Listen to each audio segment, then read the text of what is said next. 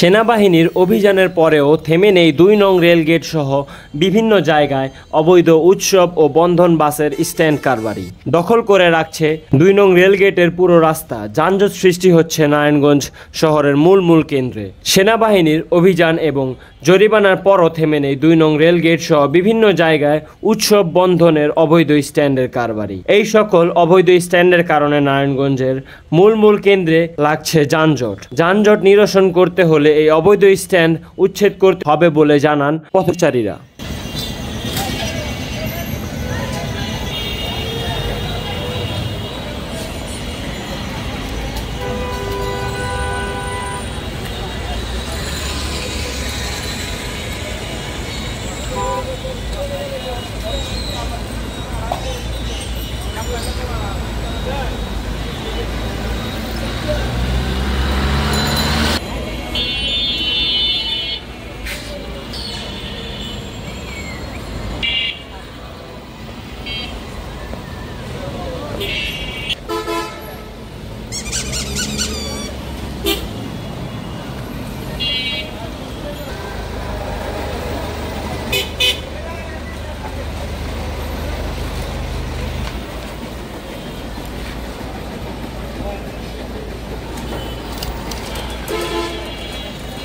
বুঝলাম না, এছাড়া আর কোনো কাজও বুঝলাম না।